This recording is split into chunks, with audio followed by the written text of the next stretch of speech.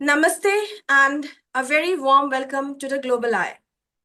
Today, we journey back to a pivotal, often unsettling chapters in India's democratic history, a period that tested the very foundations of our freedom, especially the freedom of expression. We speak of the Indian emergency of 1975.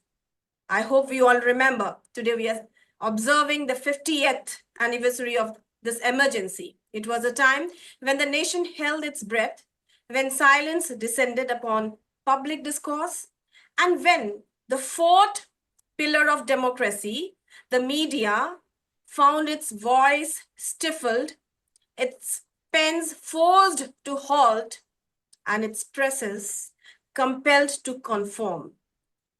For many journalists, the newsroom became a battlefield, and the pursuit of truth, a dangerous endeavor that often led not to bylines, but to detention, to incarceration. बहुत सारे journalist को jail में भेज दिया गया। आज हम एक ऐसे व्यक्ति का स्वागत करते हैं और हम गौरव महसूस करते हैं उनको यहाँ पे बुलाकर, जो एक अनुभवी पत्रकार है, इतिहास के प्रत्यक्षदर्शी है और एक साहसी आवाज है जिन्होंने उन चुनौतीपूर्ण समय के का सीधा सामना किया। वो व्यक्ति पद्मश्री से सम्मानित है, एक ऐसे व्यक्ति जिनकी पत्रकारिता के प्रति इतना डिवोशन था कि उनके कारण आपातकाल में जो इमरजेंसी थे उस दौरान उन्हें हिरासत में लिया गया और जेल में डाल दिया गया, जब अनगिनत मीडिया आवाजों को या तो चुप करा दिया गया था या समर्पण के लिए मजबूर किया गया था। Please join me in extending a heartfelt welcome to none other than Padma Shri Shri Vishnu Pandya जी। नमस्कार सर। नमस्कार सर, बहुत बहुत आज गौरव फील कर रहे हैं। आज 50th एनिवर्सरी है जो इसको हम ऑब्जर्व कर रहे हैं। डार्केस्ट पीरियड ऑफ हिस्ट्री बोला जाता है और आपके जो उन इमरजेंसी के दौरान जो एक्सपीरियंसेस थे वो काफी, मुझे लगता है, महत्वपूर्ण है। आजकल के जनरेशन को जानना बहुत जरूरी है। We are eager to hear from your direct experience as a journalist. आप एक पत्रकार थे जिन्होंने डिटेंशन फेस किया, जिन्होंने जेल भी गए। एक्चुअली वो इमरजेंसी क्या था सर, और कैसे शुरुआत हुई, और उस दौरान आपने क्या महसूस किया, और वो ऐसा कैसा माहौल था कि आपको जेल जाना पड़ा? हमें बताइए आज वो इमरजेंसी क्या क्या था, और हम जानना चाहेंगे कि वो आपातकाल के दौरान आपके अनुभव कैसे रहे और आपके जेल में कितने दिन रहे, उनका अनुभव क्या था, आप बताइए सर। वैसे इमरजेंसी हमारे यहाँ परिवार में भी कभी कभी इमरजेंसी होती है, उसको भी इमरजेंसी कहते हैं। ये देश की इमरजेंसी थी। संविधान में इमरजेंसी की दो धाराएं हैं। एक धारा कहती है कलम कि भाई बाहर से, विदेशों से कोई आक्रमण आए तब एक्सटर्नल इमरजेंसी लगा सकते हैं। हमारे यहाँ 1962 से चीनी आक्रमण से ही एक्सटर्नल इमरजेंसी तो चलती थी। उनमें कुछ लोगों को पकड़ा भी गया था जो देश विरोधी थे इसको। लेकिन 25 जून 1975 की रात को प्रधानमंत्री और उनके दो लोग राष्ट्रपति के निवास पर पहुंचते हैं। राष्ट्रपति भवन में नहीं, निवास पर। और अंधेरी रात में राष्ट्रपति जी को जगाते हैं। और नींद के मारे सो गए थे, लेकिन आए, चाय भाई तो नहीं पी होगी उन्होंने। लेकिन आने के बाद श्रीमती इंदिरा जी ने कहा, देखिए फखरुद्दीन अली अहमद जी, माननीय राष्ट्रपति जी, पूरे देश में अराजकता फैली हुई और जयप्रकाश नारायण और बाकी सब लोग पुलिस और लश्कर को सरकार के खिलाफ लड़ने के लिए प्रोत्साहित कर रहे हैं, प्रवोक कर रहे हैं। इससे ऐसा होगा कि पूरे देश में सरकार नहीं रहेगी और अराजकता होगी। तो इसके इलाज के रूप में हम इंटरनल इमरजेंसी लगाने के लिए आपको सूचित करते हैं, विनती नहीं, सूचित करते हैं। और फखरुद्दीन अली अहमद ने बिना देखे आदेश पत्र जो 4 या 5 पंक्ति का ही था उसमें साइन कर दिया। तब अबू नाम का एक कार्टूनिस्ट था उन दिनों में, इंडियन एक्सप्रेस में था शायद, उसने 2-3 दिन के बाद एक कार्टून बनाया। बाथरूम में फखरुद्दीन अली अहमद नहा रहे और दरवाजे पर दस्तक आती है। बाहर गृह विभाग का जो सचिव है वो खड़ा है, अफसर, और ये आधा दरवाजा बाथरूम का खोलकर उनको हाथ वहां से लगाते हैं ये हाथ में, और कहते हैं कि आपको जो भी वट हुक्म आध्यादेश वो देना है दे दीजिए, मैं सही कर दूंगा। बहुत बड़ा उपहास था राष्ट्रपति का। इस देश का राष्ट्रपति कैसा है, जो कुछ सोचता ही नहीं और प्रधानमंत्री कहता है उसमें हाँ जी हाँ कहता है। मध्य रात्रि को आपातकाल लगा। पूरे देश में किसी को पता नहीं था कि ये आपातकाल कौन सी बला है, क्योंकि कभी देखा नहीं था। लेकिन रात से ही पूरा जो दिल्ली के अखबार हैं सब, उनकी इलेक्ट्रिसिटी की लाइन बंद कर दी गई। कुछ अखबार थे मदरलैंड जैसे, जिसके KR मलकानी और एडिटर थे, उनको रात को ही उठाकर जेल में ले गए। धीरे धीरे सुबह होते होते मंत्री परिषद ने प्रस्ताव किया कि हम आपातकाल लग गया है। इंदिरा जी ने घोषित कर दिया ऑल इंडिया रेडियो पर कि आज से राष्ट्रपति ने आपातकाल की घोषणा कर दी। लेकिन वो इसमें आपको डरने की जरूरत नहीं, आपको कुछ नहीं होगा, ऐसा भी कहा उन्होंने। लेकिन पूरे देश से इसमें अटल बिहारी वाजपेयी थे, लाल कृष्ण आडवाणी थे, मोरारजी भाई देसाई थे, जयप्रकाश नारायण थे, चंद्रशेखर थे, सभी के सभी, मतलब 1,10,000 लोग पूरे देश से एक के बाद एक दिन में सबको मीसा के अंतर्गत हिरासत में लिया। What is Misa? Maintenance of India security act, Hindustan की सुरक्षा के लिए बनाया गया कानून। क्या मतलब था उसको?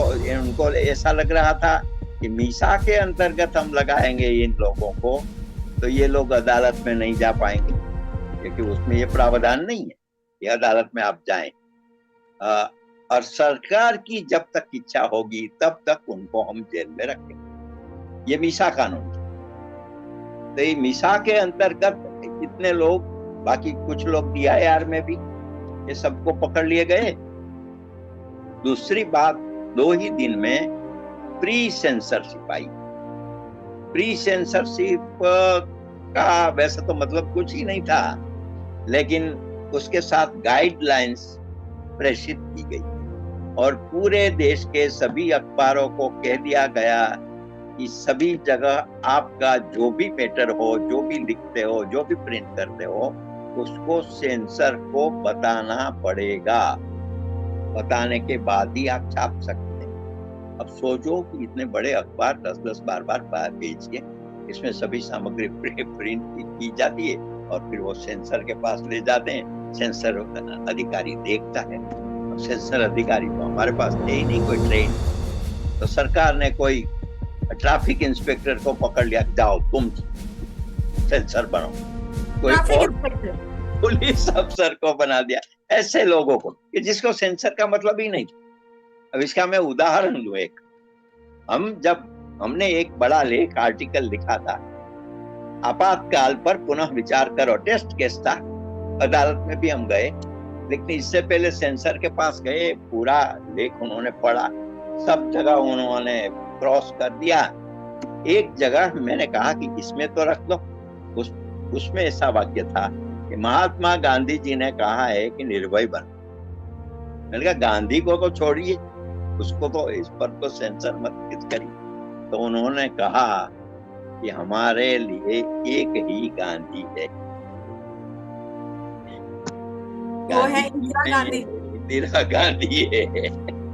तो ऐसी मानसिकता, ऐसी मानसिकता मैंने कारण 37,500 अखबार थे हमारे यहाँ, सामयिक थे, मैगजीन थे, दैनिक थे, कुछ किताबें थी, सब के सब पर सेंसरशिप लग गई।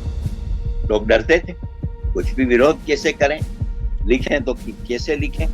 एक और उदाहरण मैं आपको दूं, महाराष्ट्र में एक बड़े विद्वान हो गए वाकणकर करके, उन्होंने विवेक अखबार में एक आर्टिकल लिखा कि भारतीय वनवासी आदिवासियों के रीत रिवाज। अब ये तो निर्दोष बात थी, इसमें तो कोई सरकार की आलोचना नहीं, लेकिन वो उन्होंने सेंसर को भी लगा के ठीक है जाने दो। अचानक उसकी नजर एक वाक्य पर हुई। क्या वाक्य था? तो वाक्य ऐसा था कि कोई आदिवासी समाज का, कोई परिवार का आदमी कोई अच्छे काम के लिए बाहर निकलता है, शुकन दिखता है, ईश्वर को पूजा प्रणाम करता है, और जब बाहर निकलता है तब यदि किसी विधवा उसके सामने आ जाए तो वो अपशुकन मानकर वापस आता। इसमें क्या था? वो तो रीति रिवाज। तो ये संपादक भी समझाने की है, क्यों ना इसको भी सेंसर कर। वहां भी वही बात थी, उसके दिमाग में केवल एक ही विधवा थी पूरे देश में, जो प्रधानमंत्री। तो ऐसी घटनाएं पूरे देश में बहुत। इसका उस वक्त वो कैसा वक्त था सर जहां आपको जेल जाना पड़ा? वो ऐसा कैसा वक्त था? हाँ, ये मैं ही कह रहा हूँ कि एक तो सेंसरशिप, दूसरा वीसा, तीसरा DIR, बोलने की पाबंदी, लिखने की पाबंदी, सोचने की पाबंदी। 144 धारा के कारण किसी 4 लोग इकट्ठा नहीं हो पाते, होते तो पकड़ जाते, किसी को भी पकड़ते थे। इसमें कोई क्राइटेरिया नहीं किसको पकड़े। दिल्ली में एक टांगे वाला बेचारा, घोड़ा इसका ठीक नहीं था, चलता था, और मुसाफिर कोई ऑफिसर था, तो घोड़े वाले ने उसको ठपकारते, घोड़े को ठपकारते हुए कहा, अरे इंदिरा गांधी की चाल चल, यानी जल्दी चल। उसको इंदिरा गांधी नाम लिया तो उसको मीसा के अंतर्गत जेल में ले जाया। अच्छा। अब देखिए कैसा हालत था, कैसे हालात थे।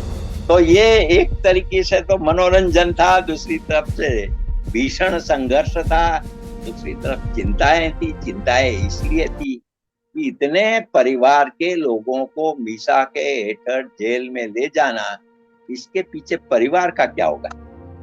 बिल्कुल। बहुत मध्यम वर्गीय लोग थे ये सब, कोई बड़े संपन्न लोग तो थे नहीं, तो पीछे आर्थिक मजबूरी हो जाती।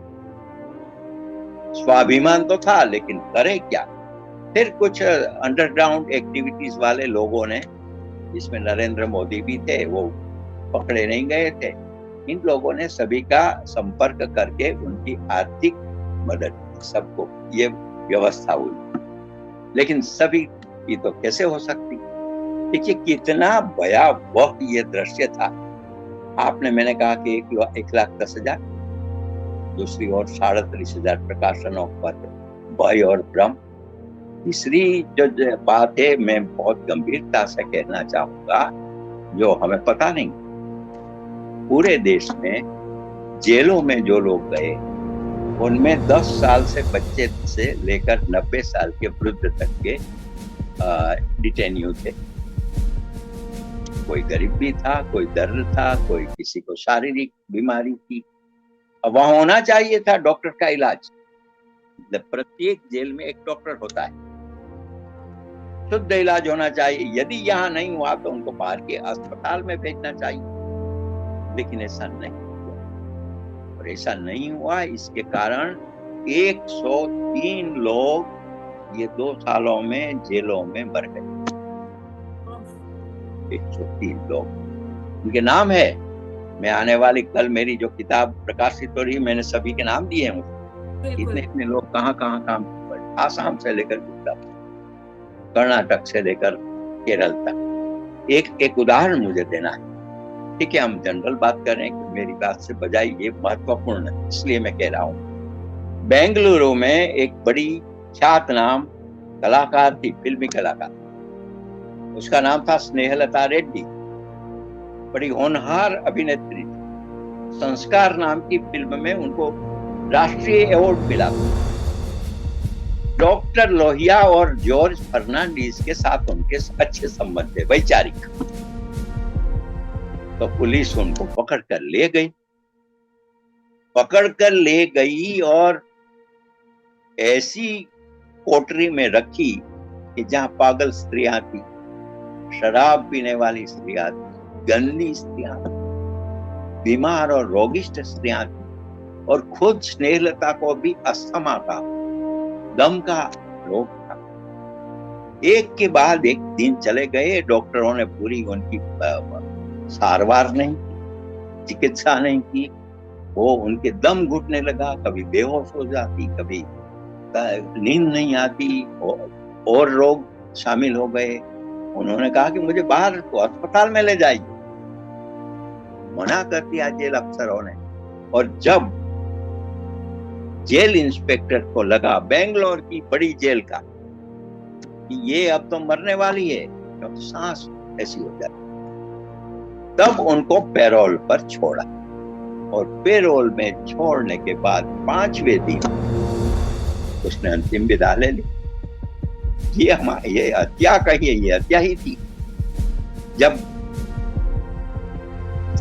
उनकी हत्या के बाद कुछ साल के बाद चिकमंगलुरु में चुनाव हुआ था। चुनाव में इंदिरा जी खड़ी थी। तब इसकी बेटी स्नेहलता की एक बैनर लेकर खड़ी थी वहां कि मुझे बताइए मेरी माता की हत्या किसने की। ऐसा ही बात, ऐसे लोग, ऐसी घटनाएं हुई। और ये घटनाएं अखबारों में आती नहीं। अखबारों में ये पता नहीं लगता था कि जयप्रकाश नारायण बेहद बीमार है।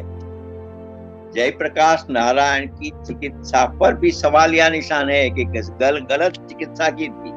अटल बिहारी वाजपेयी जी को बेंगलुरु में, उनको जब जो बीमार हुए तो डॉक्टरों ने अलग निदान कर दिया और अलग इंजेक्शन लगा दिए, अलग दवाई दी। इसके कारण पूरा शरीर उनका बेकार हो गया, नए नए रोग आ गए। बाद में उनको दिल्ली के एम्स में दाखिल करना पड़ा। ऐसे किस्से भी हुए। सर यहाँ पे एक सवाल पूछना चाहूंगी। जैसे अटल बिहारी वाजपेयी जी की तबीयत बहुत खराब हो गई, उनको एम्स भेजा गया। बाद में उन्होंने एक खत, हमने एक खत देखा है, खत लिखा है आपको। उस खत के बारे में बोलिए, उस खत में क्या लिखा है और उस खत का क्या महत्वपूर्ण है, क्या इम्पोर्टेंस है उस खत का? आपको कैसा लगता है आज जब वो खत आपके सामने आप जब देखते हो? शायद आपकी कल जो पुस्तक रिलीज होने वाली है वहां पे भी शायद उसका एक झलक है। तो उस खत के बारे में आप क्या कहना चाहेंगे सर? देखिए, तब वो एम्स में, दिल्ली की अस्पताल में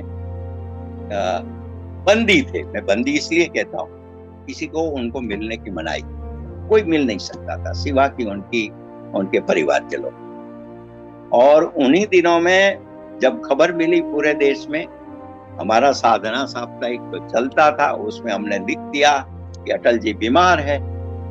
तो 5000 बहनों ने, महिलाओं ने राखी भेजी उनको सुरक्षा के लिए, और ये राखी अटल जी तक पहुंचा ही नहीं। ऐसी परिस्थिति। तब वो उनके पास ही एक दूसरा जो रूम था, उसमें मुर्दा जो मर गए सब मृतदेह जो थे, उनको वहां रखा जाता।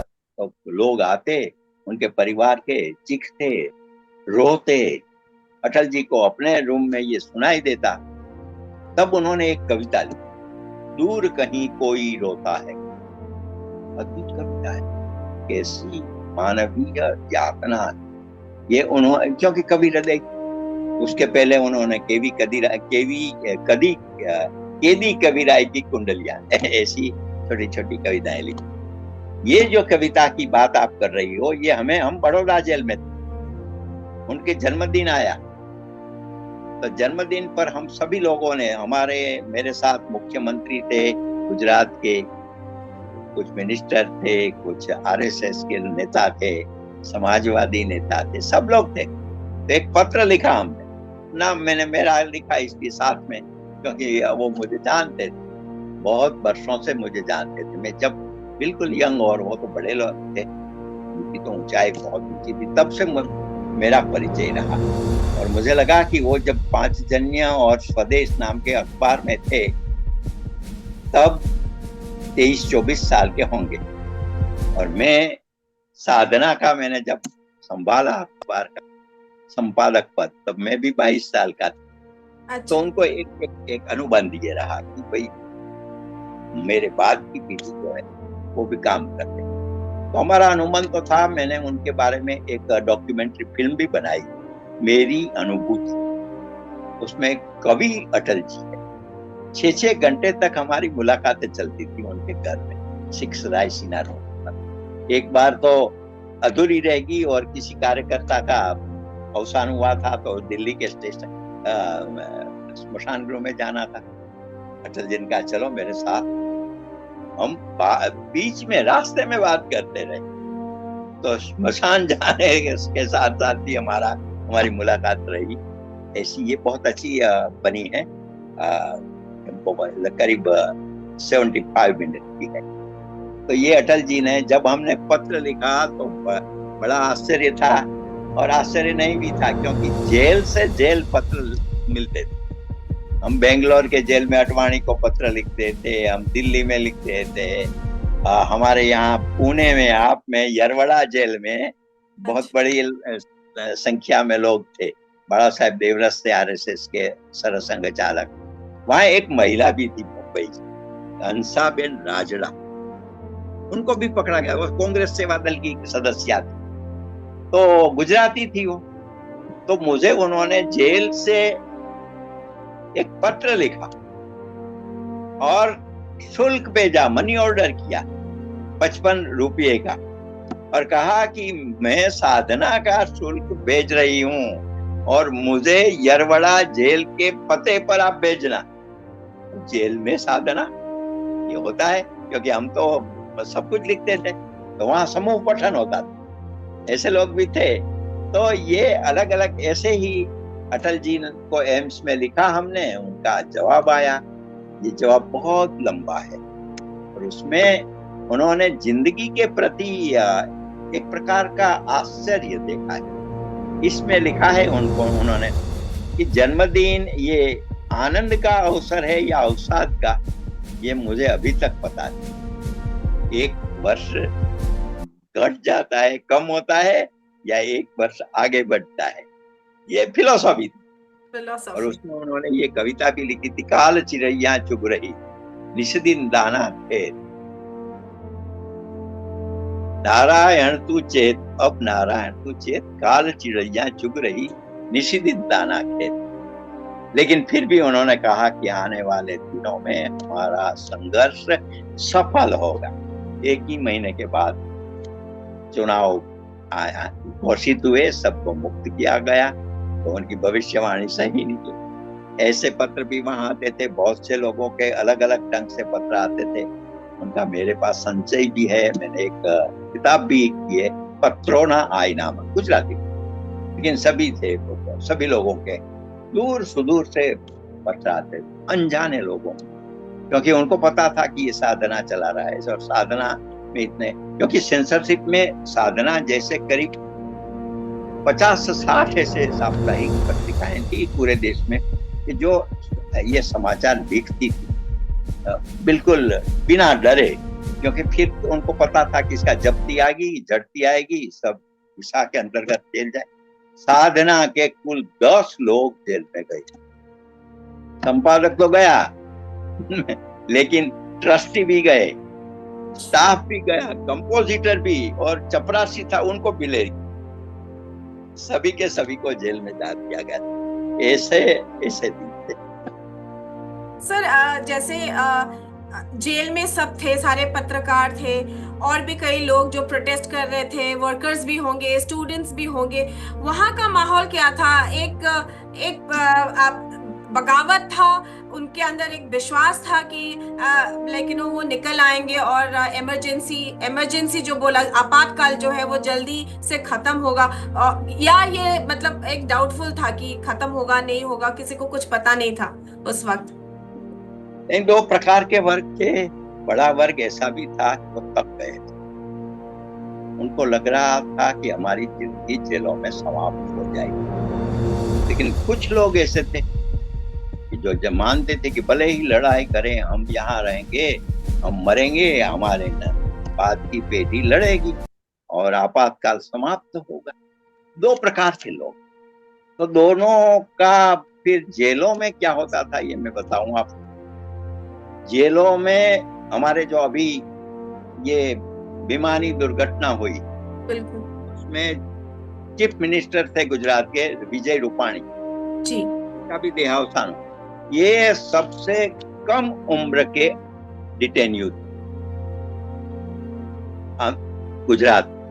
अच्छा, पकड़े गए थे करीब शायद 25-26 सालों के, ज्यादा नहीं होंगे उनके, और बड़ौदा जेल में हमारे साथ थे।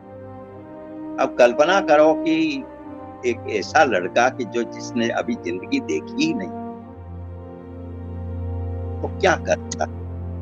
लेकिन वहां 2 वार्ड थे, 2 वार्ड में 4-4 बैरेक्स थे, सभी में ये डिटेन्यू रखे गए थे। बड़े बड़े लोग थे उसमें, दारा शास्त्री थे, नेता थे, विद्यार्थी नेता, छात्र नेता थे, सर्वोदय वाले थे, समाजवादी थे, ये सब थे।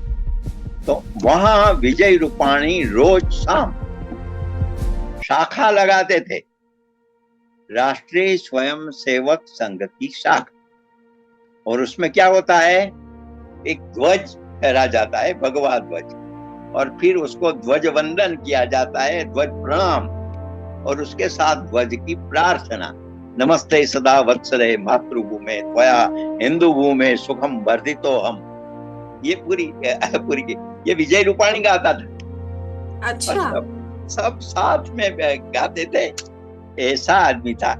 तीसरी हमने योजना ये बनाई थी कि प्रत्येक जेल में ये जो रहे हैं वो निराश न हो, हताश न हो, उसके लिए बौद्धिक प्रवृत्ति की जाए, इंटेलेक्चुअल। रोज हम परिसंवाद गोष्ठी रखते थे, किसी एक को सौंपते कि भाई आपको इस विषय पर बोलना है, आपको ये बोलना है, आपको स्वतंत्रता जंग के बारे में बोलना है, आपको संविधान के बारे में बोलना है। सब एक्सपर्ट तो थे, एक के बाद एक बोलते थे, घंटों तक लोग सुनते थे, नोट्स करते थे, प्रश्न करते थे। मेरे लिए उन दिनों में रशिया के हमारे तब लड़ाई रशिया में सबसे बड़ी थी साम्यवाद के खिलाफ। तो वहां एक रोल था सेमिजदाद का। अब सेमिजदाद का मतलब है भूगर्भ पत्रिका, भूगर्भ आंदोलन। 75 में इमरजेंसी में भूगर्भ आंदोलन ही बड़ा चला, और आज हमारे जो प्रधानमंत्री है वो भूगर्भ आंदोलन के मसीहा थे, वो चलाते थे, आयोजक थे। और इसी प्रकार वहां जेल भी ऐसी ही थी जैसे हमारे यहाँ। अच्छा, हाँ, गुलाग आर्कीपिलेगो, गुलाग नाम का जेल है। आर्कीपिलेगो यानी समुद्र के भीतर बड़ी जेल। एलेक्जेंडर सोल्जेनित्सिन नाम का एक बड़ा लेखक था, नोबेल प्राइज विनर था, उसने खुद को उनको ले गए थे जेल, और इसी बारे में उन्होंने 2 बड़े ग्रंथ, उपन्यास गुलाग आर्कीपिलेगो लिखा था। अब इसमें जो इसके बारे में मुझे बोलना था, क्यों बोलना था ये मैं बताऊं, क्योंकि उसमें कैदी ठीक यहाँ थे, कैदी की मानसिकता तो सब जगह एक समान होती, कब छूटेंगे। तो वहां वो याद करते, अच्छा लेनिन का जन्मदिन आ रहा है तो उस दिन सबको मुक्ति मिलेगी।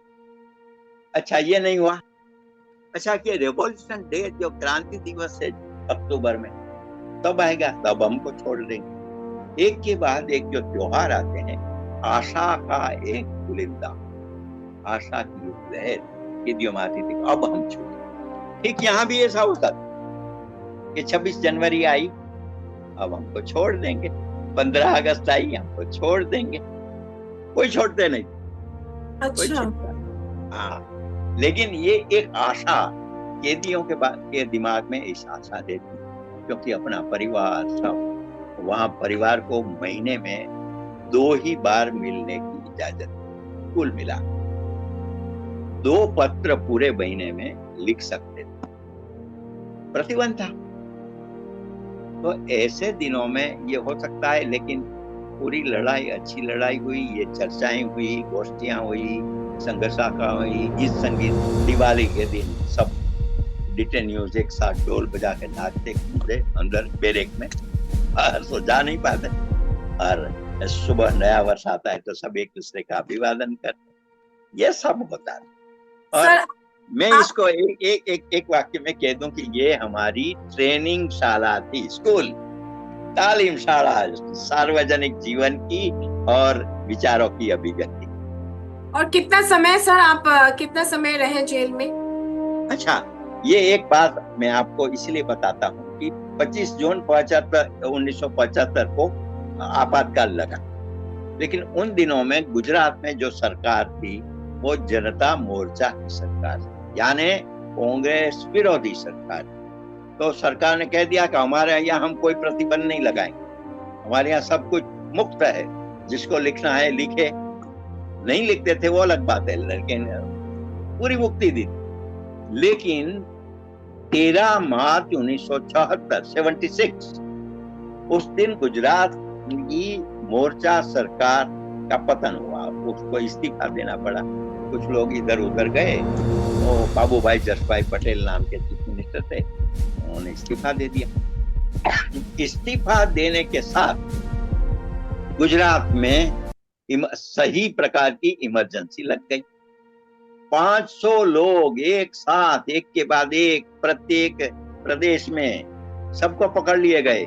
कोई भूज की जेल में था, कोई राजकोट की जेल में था, कोई बड़ौदा की जेल में थे, कोई भावनगर में थे, कोई साबरमती जेल में थे, सबके सबको जाओ विसा के अंतर्गत। मुझे भी 13 मार्च 1976 मैं साधना साप्ताहिक में कुछ काम करता था, सुबह को मैंने कुछ लिखना था, तब पुलिस आ गई। पुलिस ने कहा कि विष्णु पंड्या है, वो पहचानते नहीं थे। अब मैं ना कहूं तो भी कोई, वो तो पकड़ने वाले ही थे, तो मैंने कहा ये मैं रहा, मैं विष्णु पंड्या, आपको पुलिस कमिश्नर बुलाते हैं। समझ गया, ठीक है। मैं उस दिन रात को घर नहीं गया था, मैं यहाँ वही था, तो मैंने कहा मैं जरा सेविंग वेविंग कर लूं यार, ठीक ढंग से आऊं। हाँ ठीक है, तो बैठे। फिर मैंने कहा कि मुझे एक फोन करना है, क्योंकि मैं कॉलेज में भी जाता था पढ़ाने के लिए। तो मेरा इरादा तो ये था किसी को पता चल जाए कि मैं पकड़ा गया हूँ, अच्छा। तो बाद में सभी को वो कह दे। तो हमारे जो प्रिंसिपल थे एमडी भट्ट, उनको मैंने फोन किया, पर साहब मैं जा रहा हूँ। समझ गए वो भी। और फिर उन्होंने सभी पूरे अहमदाबाद में जिनको जिनको कहना था फोन करके कहा कि विष्णु भाई को ले गए। वहां से हमको गायकवाड़ हवेली नाम का पुलिस स्टेशन है, वहां ले गए। पूरा दिन वहां रहा। ऐसे ही उनकी जो प्रक्रिया होती है, प्रक्रिया में क्या है, एक स्लेट लेता, एक स्लेट हाथ में पकड़ा, उस स्लेट में हमारा नाम होता और नंबर होता, और फिर फोटो लेते। वो उनके दस्तावेज में, उनके डॉक्यूमेंट में वो रहता कि ये आदमी ये इस प्रकार का, ये तो सब किया। शाम तक बैठे रहे हम, कोई नहीं था, मैं पहले अकेला ही पकड़ा गया था। तो दूसरा आया एक अटकायत, वो समाजवादी डॉक्टर लोहिया का शिष्य था, फर्नांडिस का मित्र था, चिदम्बरम। वो तो बिल्कुल जासूस आदमी था। उन्होंने मुझे कहा कि चिंता मत करो, मैं तो पहली बार जेल गया था, मैं पता ही नहीं था जेल किसी, मत चिंता करो, मैं 60 बार जेल गया हूँ, 60 टाइम, तो कोई तकलीफ नहीं, मैं आपको संभालूंगा। और एक बात बताइए सर, जैसे आपातकाल को हटाया गया, इमिडिएटली इंदिरा गांधी को देखा गया कि वो बहुत ही कॉन्फिडेंट थी, क्योंकि उन्होंने इलेक्शन के लिए फिर से हिम्मत की लड़ने के लिए। तो संजय गांधी और वो लेकिन उसके बाद क्या हुआ, इलेक्शन के लिए जब वो खड़ी हुई, क्या सबको पता था वो जीतेगी? क्योंकि जीती तो नहीं, क्योंकि वो पहली बार थी कि कांग्रेस की हार हुई थी। तो उस वक्त का क्या हाल था जब आपातकाल हटते ही उन्होंने डिसीजन लिया कि मुझे इलेक्शन लड़ना है, ऑल्दो लोग उनके खिलाफ हो चुके थे तब? नहीं, ऐसा था कि वो क्या है, एक विजया लक्ष्मी पंडित की बेटी है, नयनतारा सहगल, बहुत बड़ी उपन्यास लेखक। उसने एक निबंध लिखा था उन दिनों में कि श्रीमती इंदिरा गांधी की मानसिकता, साइकोलॉजी ऑफ श्रीमती गांधी। उसमें उसने लिखा था कि ये इंदिरा जी बचपन से ही इनसिक्योरिटी का अनुभव करती थी। नेहरू परिवार में वो फिट नहीं थी। उनकी माता जी की हालात कमला थी, देखकर उनको फ्रस्ट्रेशन हो गया। इसी आधार पर वो फिर इनसिक्योरिटी फील करने लगी। फिर बाद में वो सत्ता की इनसिक्योरिटी फील करने लगी। जब वो नेहरू जी का अवसान हुआ, तय तो ये था कि इंदिरा जी को ले आया जलाया जाए, लेकिन सीनियर तो लाल बहादुर शास्त्री थे, तो लाल बहादुर शास्त्री को प्रधानमंत्री बनाया। तब इंदिरा जी का देखते हैं शास्त्री जी कैसे राज शासन चलाते। फिर शास्त्री जी अनफॉर्चुनेटली ताशकंद में उनका देहावसान हो गया। उसके बाद उसकी बारी आई। तब कांग्रेस में एक बड़ी सिंडिकेट, बड़े बुढ़े अनुभवी लोग, कामराज थे, मोरारजी भाई थे, संजीव रेड्डी थे, निजलिंगप्पा थे, ये सब चाहते नहीं थे कि इंदिरा जी आए। तो इनको लगा कि ये मेरे खिलाफ है, इनसिक्योरिटी। तो उन्होंने कांग्रेस का ही विभाजन कर दिया कि आप चले जाओ, हम इधर, हमारी कांग्रेस अलग, आपकी कांग्रेस अलग, सिंडिकेट और इंडिकेट। ये तीसरा प्रकरण हुआ। चौथी बात ये हुई कि इलाहाबाद हाई कोर्ट में उनको अमान्य ठहराया गया, उनके चुनाव को। चौथी बात ये हुई कि जयप्रकाश नारायण जैसे जवाहरलाल नेहरू के मित्र, उन्होंने बिहार आंदोलन चलाया। बिहार में भ्रष्टाचार तो था, उसके खिलाफ छाया। पांचवा कारण ये बना कि गुजरात में छात्रों ने नवनिर्माण छात्र आंदोलन चलाया, और उसके आधार पर जो इंदिरा जी ने जो भेजा था उम्मीदवार चीफ मिनिस्टर के लिए, कांतिलाल गिया, उसके सामने कांग्रेस के ही चिमन भाई पटेल ने लड़ाई की और मतदान किया। चिमन भाई पटेल चीफ मिनिस्टर बने। ये भी उनकी विफलता थी। बाद में उनको विसर्जन करना पड़ा विधानसभा का, चिमन भाई का इस्तीफा मान लेना पड़ा। पांचवा ये हुआ कि गुजरात में कांग्रेस विरोधी लोग इकट्ठा होकर शासन पर आए, जनता मोर्चा नाम से। 5-7 प्रकरण ऐसे थे, और वो अपने से तो भयभीत थी। उनको लग रहा था कि कांग्रेस में भी ये जगजीवन राम है, ये बहुगुणा है, ये है, वो है, वो मेरी गद्दी की ओर नजर। तो उनके जो खुशामदखोर नेता थे सिद्धार्थ शंकर रे, बंगाल बीजेपी, उन्होंने उनको कहा कि हम पूजा कोई रास्ता नहीं, हम आपातकाल लगा दो, और आपातकाल लगाने के बाद हम जल्दी ही आपको राष्ट्रपति बना देंगे, प्रेसिडेंट बना देंगे। तो ये मान गई। उनका बेटा भी, जो बिगड़ा हुआ बेटा था, वो भी बिल्कुल तैयार है। पिछले दिनों में उनका विश्वास हट गया था अपने बेटे के प्रति, ये भी लिखा हुआ है बहुत से लोग। तो ये सब के कारण उन्होंने एक बार तो सत्ता ली, लेकिन बाद में उनको पता चला कि संघर्ष चल रहा है, विरोध चल रहा है पूरी दुनिया में। अलग अलग देशों में भारत के लोग जाके इमरजेंसी के खिलाफ प्रचार कर रहे हैं। ये मैं आपको दिखा रहा हूँ, यदि दिखे तो ये विदेशों में प्रकाशित पत्रिकाएं हैं। वहाँ मकरंद देसाई, राम जेठमलानी, सुब्रमण्यम स्वामी, सब इंडियन ओपिनियन, स्वराज, सत्यवाणी, ऐसे अखबार चलाते थे। और नोबेल प्राइज विजेता जो लोग थे, उनको साथ मिलकर न्यूयॉर्क टाइम्स में एक बड़ा अखबार में एक इश्तहार छपा, एडवर्टाइज, कि इंदिरा जी को अब आपातकाल हटाना चाहिए। तो उनको पता था कि विदेशों में भी ये हो रहा है। देश में राष्ट्रीय स्वयंसेवक संघ के 10,000 लोग सत्याग्रह किया। सरदार वल्लभ भाई पटेल की बेटी मणिबेन पटेल, उन्होंने भी सत्याग्रह किया। सब अच्छे न्याय शास्त्री जैसे चागला जैसे, एमसी चागला जैसे, वो सब उनके खिलाफ हो गए। तो उसको लगा कि अब कोई चारा नहीं। तब उनको raw research and analysis wing, जो गवर्नमेंट के हाथ में थे, जासूसी तंत्र होता है, उसने उसके लोगों को बुलाया, मिस्टर कॉल करके था। उनको कहा कि क्या है हालात देश में, यदि मैं चुनाव लाऊं तो क्या होगा। साहब ये तो उनके दास थे, सब सेवक थे। उन्होंने कहा कि आपका ही विजय होगा, पूरे ये सब विरोधी दल के इकट्ठे नहीं हो सकते, आपको कैसे हरा सकते। तो इसी कारण उन्होंने चुनाव दिया, नहीं तो नहीं देते। 1 साल तो बढ़ा लिया था लोकसभा, बिल्कुल 5 साल के 6 साल कर दिए थे, लेकिन उनको भरोसा था कि फिर एक बार इंदिरा इज इंडिया हो जाएगा, लेकिन वो हुआ नहीं। ये अपने ही भरोसे पर वो हार।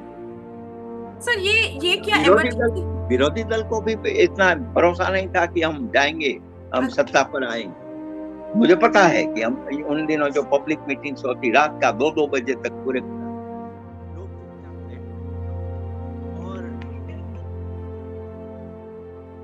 सर एक बात बताइए, ये आपातकाल के दौरान था कि इंदिरा जी के जो बेटे ने गरीबी हटाओ वाला जो मिशन उन्होंने लिया था, सुन पा रहे हैं आप, गरीबी हटाओ। उस वक्त दिल्ली में भी बुलडोजर चलाया गया था, बहुत जगह पे बहुत अन्याय हुआ है। वो उसका मकसद क्या था, गरीबी हटाओ शुरू की? केवल यही था कि प्रधानमंत्री अच्छा आदर्श वाक्य करें और प्रशासन जो है सरकारी बाबू वो अपने ढंग से चले। उसमें ये उनका जो संजय गांधी वो प्रेरित था।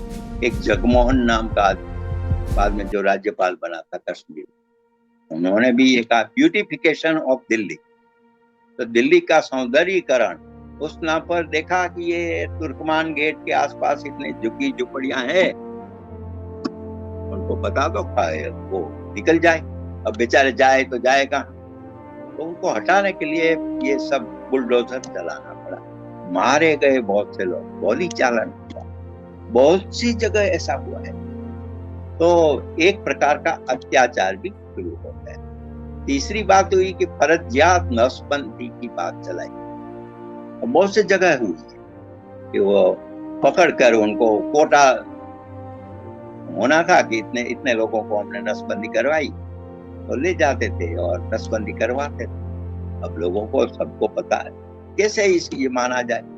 तो ऐसा था। मैं आपको एक उदाहरण देता हूँ कैसे लोगों को मारा जाता था। मैं भावनगर जेल में था, वहां अंदर अंदर गिनती होती है, वहां असामाजिक तत्व भी बहुत थे, जुआरी थे, स्मगलर्स थे, कैदी थे, कुछ न कुछ गुनहगार थे।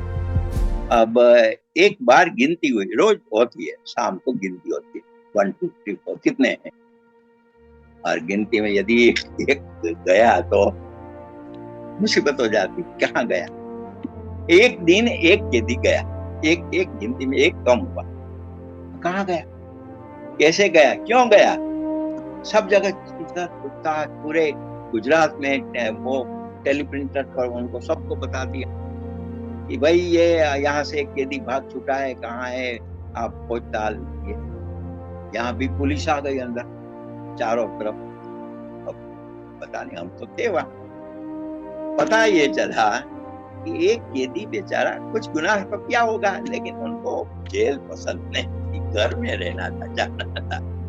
तो वहां बड़ा चक्कर और छोटा चक्कर जेलों में ये होता है। इसका मतलब बड़ा टावर होता है, उसको बड़ा चक्कर, और टावर के ऊपर वो पहरेगिरी इत्यादि होते हैं। तो ये कैदी बड़े चक्कर में ऊपर चढ़ गए। गिनती हुई तब चुपचाप बैठा रहा, और रात को भूख लगी उनको 2 बजे। फिर उन्होंने कहा कि अरे मैं भूखा हूँ, यहाँ हूँ। फिर उनको बुलाया, लेकिन इसको अहमदाबाद की कोर्ट में ले जाना था। कुछ दिनों के बाद एक स्टेशन बीच में आता है, पुलिस ले जाती थी। पुलिस तो पुलिस होती है, वो चाय पीने के लिए वो स्टॉल पर गई और ये अकेला रह गया।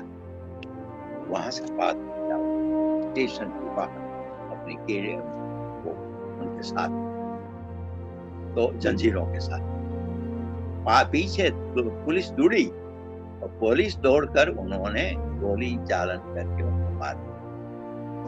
कौन था क्या था अखबार में तो आता, ऐसी कहाँ घटनाएं होती, ऐसा भी होता है। सर, आप एक पत्रकार थे। आप अगर उस वक्त का पत्रकारिता को देखें, जर्नलिज्म को, और आज की पत्रकारिता को, आप किस तरीके से कंपेयर करते हैं? कहीं ना कहीं आपको लगता है कि पत्रकारिता जो फ्रीडम ऑफ एक्सप्रेशन हम बोलते हैं, कहीं ना कहीं वो फ्रीडम ऑफ एक्सप्रेशन क्या तब इमरजेंसी के दौरान तो थी नहीं? क्या आपको लगता है कि ये जो फ्रीडम ऑफ एक्सप्रेशन है आज मीडिया उसको अनुभव करते हैं, या कहीं ना कहीं इसमें भी रुकावट है, कहीं ना कहीं मीडिया भी दबी हुई है अगर आप भारत को देखें तो? नहीं, मेरी दृष्टि से ये मीडिया का बड़ा पेचीदा सवाल है। जब आप विचार स्वातंत्र की बात करते हैं तब प्रत्येक अखबार के कुछ मालिक होते हैं। ये मालिक अपने ढंग से अपनी मर्जी से चलाते हैं अखबार। पत्रकारों को उनका मानना पड़ता है, तो थोड़ी सी आजादी होती है, थोड़ी सी नहीं होती। उन दिनों में भी यही दलील होती थी कि भले ही एक सरकार ने ये सेंसरशिप लगाई, लेकिन हमारे मालिकों ने तो कायम से लगा ली है। लेकिन ऐसा नहीं। ऐसा होने के बावजूद विचार जो होता है ना, छोटा सा विचार स्वातंत्र का, ये कभी बढ़ता नहीं। उसको चाहिए खुला आकाश चाहिए। एडी गोरवाला नाम के 80 साल के सज्जन थे, मुंबई में पत्रकार थे, पहले एडमिनिस्ट्रेटर थे। वो एक छोटी सी पत्रिका चलाते थे, ओपिनियन, 2 पेज, लेकिन 2 पेज में वो लिखते थे। दिल्ली को सुनना पड़ता था, प्रधानमंत्री पढ़ते थे। अब इमरजेंसी में उन्होंने लिखना शुरू कर दिया तो उनको नोटिस आ गया कि बंद करो, डिपॉजिट दे दो। डिपॉजिट दी तो फिर अब बंद कर दो। पोस्ट के जो परवाना था, पोस्ट में जाते हैं तो उसमें कम रियायत में हम अखबार बेच सकते हैं, वो बंद कर दिया। तो उन्होंने साइक्लो स्टाइल बना के पोस्ट में कर शुरू कर दिया। ऐसा उन्होंने चलाया। तो ऐसे जो लोग थे कि उनको विचारों की प्रतिबद्धता, कमिटमेंट ऑफ द थिंकिंग, ऐसे लोग ही जी रहे हैं। और ऐसे लोग जब ज्यादा हो पत्रकारिता में, अपने ढंग से सोचे और सोचने के बाद सही पठन और निरीक्षण के बाद ऑब्जर्वेशन करना चाहिए। सत्य का भी ऑब्जर्वेशन होता है कि या तो आप लिखते हैं तो या तो पक्षपात होता है, फेवर होता है, या तो पूर्वग्रह होता है, प्रेजुडिस होता है। ये दोनों से बचकर आगे बढ़ने के लिए ये बहुत कठिन मार्ग है जर्नलिज्म। मैं उनको कभी कभी मेरे स्टूडेंट्स को कहता हूँ कि शब्द है वो वेदकालीन है, अग्निदिव्य। ये अग्निदिव्य शब्द है, अंदर से आग लगाता है। जो घर फूके आपनो चले हमारे साथ, कबीर ने ऐसा कहा था कि जिसका घर जला के आप मेरे साथ चलो। ऐसा करने की कोई साहस ज्यादा नहीं होता। लेकिन फिर भी नई पीढ़ी, मेरी नई पीढ़ी मेरे बाद, वो मैं बिल्कुल अतिशयोक्ति के बिना कहूं कि आप जैसे लोग जो करते हैं वो बहुत बढ़िया करते हैं, और उसका असर हमें पता नहीं लगता। लेकिन धीरे धीरे धीरे सब जगह होता है, माहौल नया बनता है। नया माहौल जब बनता है तो अवेयरनेस आती है। तो अवेयरनेस के कारण हम समझ सकते हैं कि ये अच्छा है, ये बुरा है। ये चुनाव में भी आ जाएगा, बाकी सब जगह आएगा। तो धीरे धीरे लोकतंत्र की अनिवार्य शर्त है अवेयरनेस। बिल्कुल सर। जागो, व्यक्तिगत रूप से जागो। पत्रकार हो तो वहां जागो, युद्ध के मैदान में हो तो वहां जागते रहो, व्यवसाय में हो तो वहां जागते रहो, न्यायमूर्ति हो तो न्याय में जागते रहो, प्रधानमंत्री हो और मिनिस्टर्स हो तो वहां जागते रहो। राष्ट्रे जागरयाम वयम, राष्ट्र में जागते रहो। बिल्कुल सर, बहुत बहुत शुक्रिया सर। आपने इतना अब लाइक प्रेशियस टाइम आपने हमें दिया, लेकिन एक लास्ट आपको सवाल पूछूंगी। कल आपकी एक पुस्तक रिलीज होने वाली है, उसके बारे में थोड़ा सा दर्शकों को बता दीजिए। वो पुस्तक कहीं ना कहीं मुझे लगता है इमरजेंसी को रिलेटेड है, और आज जब हम 50 years of this like India's emergency को ऑब्जर्व कर रहे हैं, 50 years ऑफ साइलेंस, उस पुस्तक में क्या है? इसमें उसका शीर्षक है मीसावासी की जेल डायरी। गुजराती में है, लेकिन उसमें काफी अंग्रेजी और हिंदी भी आ जाता है, क्योंकि देश में जो 75 से 77 तक जो आपातकाल चला, उसका संपूर्ण चित्र मैंने दिया है। अदालत में क्या हुआ, साहित्य में क्या हुआ, पत्रकारिता में क्या हुआ, भूगर्भ पत्रिका कैसे चली, जेलों में क्या होता था, सबके सबका पूरा डॉक्यूमेंटेशन अपनी शैली, वो मैंने दिया है। करीब 400-500 पेज है उनके। उसमें ये पत्रिकाएं, मैंने आपको एक पत्रिका का जिक्र किया, दिखाया। अब ये देखिए, ये हिंदुस्तान में पत्रिकाएं चलती, बिल्कुल। हाँ, ये सब ये पूरे देश में भूगर्भ पत्रिकाएं, ऐसे सब फोटो कॉपीज और बाकी सब के कविताएं दी है, जो आपने कविताएं की हो वो भी। तो इस प्रकार में मुझे लगा कि भाई हमारे पास जो कुछ है वो बता देना चाहिए। मैं इतना बड़ा किसी से अपेक्षा नहीं रखता कि पढ़े और आगे बढ़े, लेकिन जो भी होगा अच्छे लोग पढ़ेंगे, रिसेप्ट होगी तो अच्छा है। केंद्रीय मंत्री आ रहे हैं उनका विमोचन करने के लिए, मंत्री भाई मांडविया, और बाकी सब यहाँ के लोग कल शाम को है। मैं तो चाहता हूँ कि आप लोग सब आ जाएं, लेकिन होगा नहीं। लेकिन आइए, मैं आपको भेज दूंगा। Thank you so much sir, बहुत बहुत शुक्रिया सर। हमें पता है कि वो जो आपातकाल का दौरान था, आपने काफी कुछ अनुभव किया, और इस पुस्तक के थ्रू शायद एक जो यंग जनरेशन है, जिनको पता ही नहीं, हम तब पैदा ही नहीं हुए थे, हमें पता ही नहीं इमरजेंसी के दौरान क्या क्या हुआ होगा, क्योंकि हम अभी गूगल में पढ़ते हैं, किताबें बहुत कम है, जो भी है डिटेल में है या नहीं ये भी एक वो है। लेकिन आपका जो ये पुस्तक है, मे बी ये जो प्रेजेंट जनरेशन है, या जो हम मीडिया के लोग हैं, और जो हिस्ट्री में जिनको लगाव है, शायद पढ़ के बहुत कुछ जाने कि देश में इमरजेंसी आने से क्या होता है। एंड अगर हम कॉन्स्टिट्यूशन को ओवरलीप करते हैं, या हम पावर के पीछे भागते हैं, तो भी क्या देश का हाल हो सकता है। क्योंकि उस दौरान वो 21 दिन जो इमरजेंसी, वो जो आपातकाल का वक्त था, मुझे लगता है भारत ने एक अंधेरे में एक डार्कनेस पीरियड देखा है, जहां पे हम फ्रीडम बोलते हैं, वो फ्रीडम बिल्कुल नहीं था। फ्रीडम ऑफ एक्सप्रेशन जब हम बोलते हैं, फ्रीडम ऑफ एक्सप्रेशन को ही रोका, वही बंद कर दिया गया। सो आई होप आपकी बुक दुनिया पढ़े, हम जरूर पढ़ेंगे। And thank you so much sir for being with us. एक मिनट में जरा, सप्त समाधि 7 हमारे मूलभूत अधिकार वो सब नष्ट कर दिया था, सस्पेंड कर दिया था। अदालत ने भी कहा सस्पेंड कर दो। हमारी अदालत, सर्वोच्च अदालत, न्याय जो हाईकोर्ट की अदालत है, उन्होंने कहा नहीं, ये गलत। लेकिन सर्वोच्च अदालत में 5 न्यायमूर्तियों में से 4 लोगों ने कहा, जस्टिस खन्ना एक ऐसे थे, तो उन्होंने कहा नहीं, मूलभूत अधिकार, फंडामेंटल राइट्स तो मनुष्य के साथ प्रकृति से जुड़ा हुआ है, किसी सत्ता से या राजनीति से नहीं। तो इस प्रकार की लड़ाई हमने की, और मुझे एक छोटी सी कविता की पंक्ति याद आती है, वो बिल्कुल सुनना चाहेंगे सर।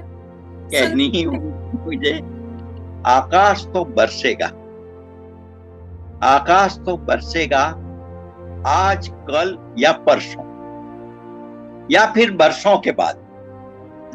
बीज बोना चाहिए, मिट्टी से तो प्यार होना चाहिए।